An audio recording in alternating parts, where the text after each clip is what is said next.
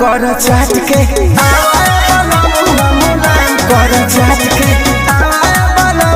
मुलायम कर चाट के हवा खुशी राजा जी हटावा जानी काट के हवाए वाला मुआ मुलायम कर चाट के हवाए वाला मुआ मुलायम कर चाट के हवाए वाला मुआ मुलायम कर चाट के हवाए वाला मुआ मुलायम कर चाट के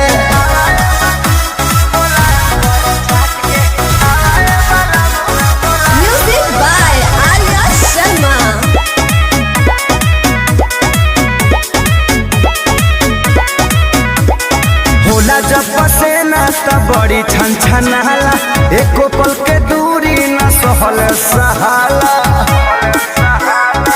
ए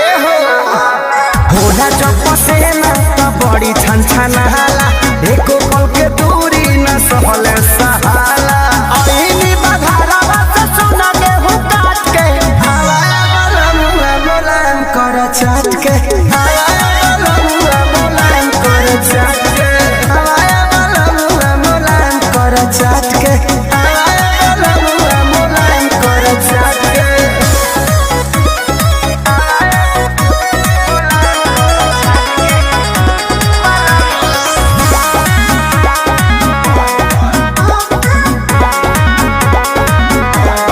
पिया पवन बुझ मना के बतिया कट जाला दिन बाकी कटे नहीं रतिया